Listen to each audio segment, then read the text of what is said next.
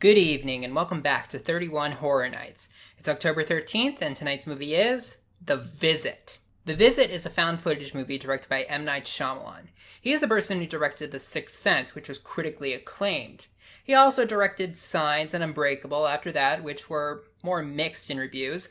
And then he directed The Village, Lady in the Water, The Happening, The Last Airbender movie, and After Earth, all of which were panned by critics. However, this movie, along with Split, which was released only a few months later, are supposed to be his comeback.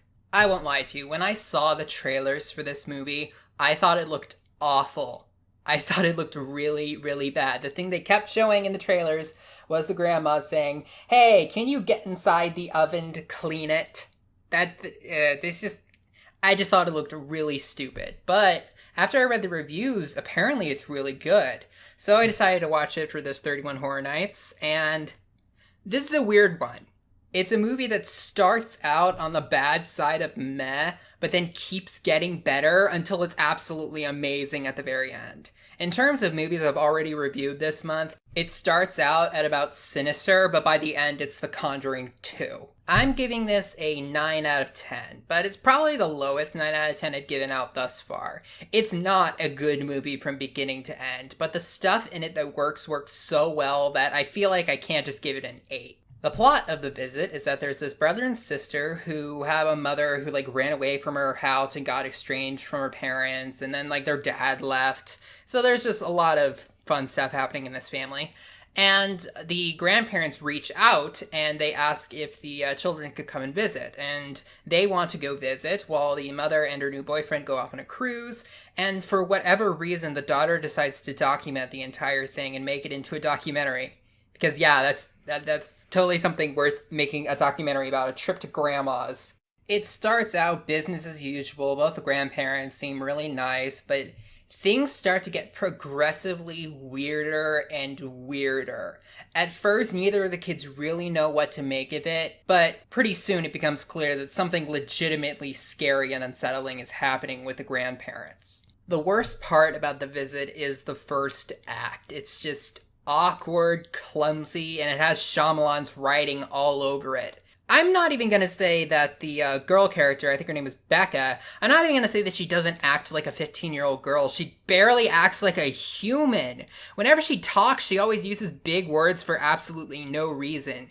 It doesn't sound like someone talking. It sounds like somebody reading aloud an essay that they made, or a weird fan fiction or something. It's just that really odd, overly wordy style that just makes no sense. All the characters have their weird, unnatural dialogue, but for whatever reason, the girl in particular was written with an extra amount of what?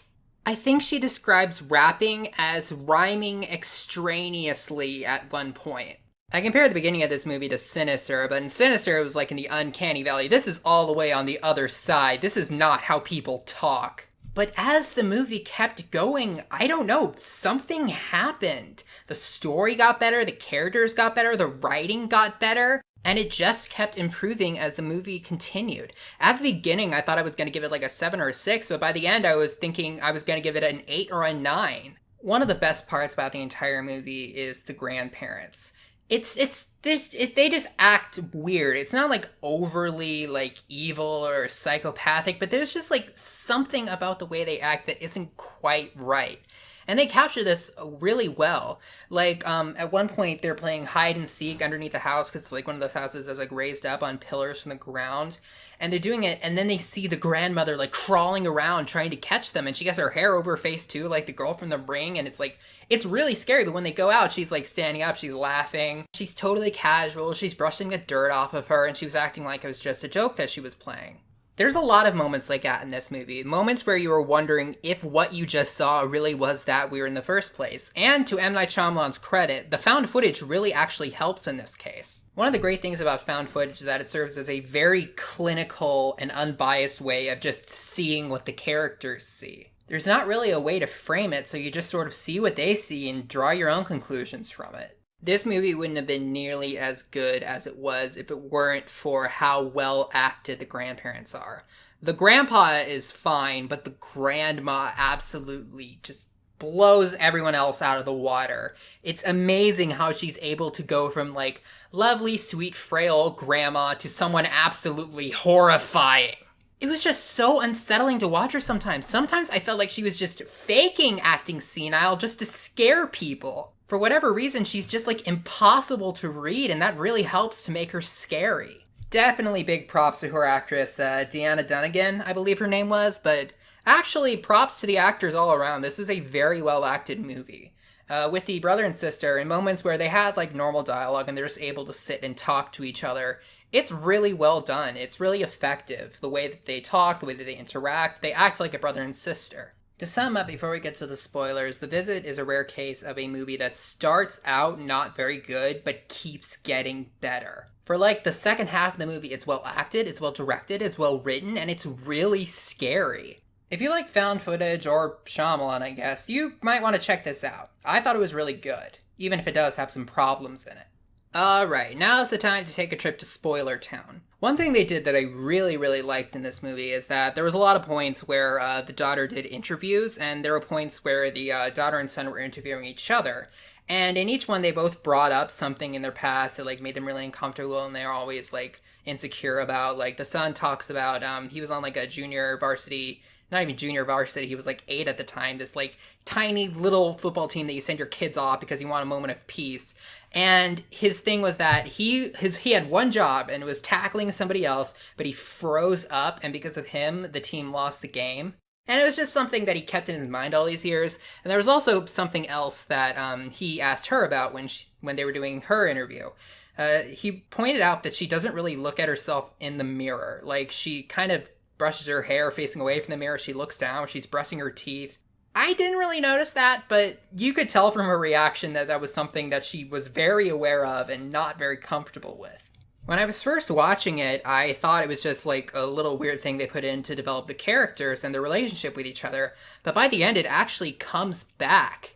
The girl ends up saving herself by looking into a mirror, and the boy ends up saving himself by being able to unfreeze and tackle somebody. It's something that got brought back. Much like The Conjuring 2, it also pays a lot of attention to character development as well as scares. Speaking of that, we get to what the actual deal with the parents is. As it turns out, the grandmother actually is senile. She has this weird thing, they call it sundowning in the movie. I don't know if it's a real thing or something they made up, but whatever it is, she ends up getting, like, really crazy and scary at night. At one point you see her, like, butt naked, just clawing at the wall like a cat, or like she's running around with her hands behind her back. It's all just really, really weird. And even during the day, there's these weird cracks of her just acting really crazy, and then it just goes away. The grandmother accidentally, on purpose, spilled something on the kid's webcam so that when they had Skype calls with her mother, she couldn't see anything. But afterwards, when they clean it up, she says, "Okay, I need both of you to get out of there right now. Those aren't my parents."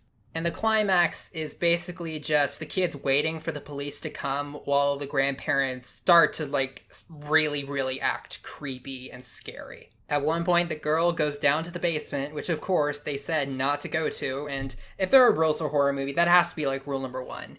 If somebody, like, tells you in no uncertain terms to never go in the basement, just run. Don't even provide a reason, just escape while you have the chance. Anyway, she goes down to the basement, and she finds the dead bodies of the actual grandma and grandpa. Apparently, the grandpa thought that the imposter grandma deserved to have kids for a certain time, so they killed off real grandparents so that they could have grandchildren for a week. I don't know, he's crazy, she's crazy, they're both crazy. But then they both actually start, like, really, like, attacking them. The imposter grandmother tries to attack/kill the girl, and the imposter grandpa starts torturing the little boy.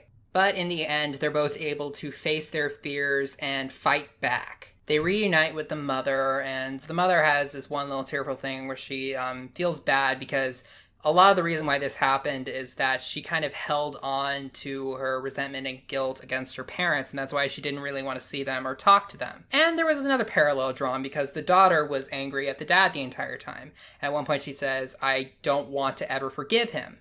That was a nice moment, and we end with the son doing a quote-unquote freestyle rap about the whole experience. It's stupid, but it's kind of endearing. That's a really good way to sum up this ending. After, being terrifying, it's silly but endearing.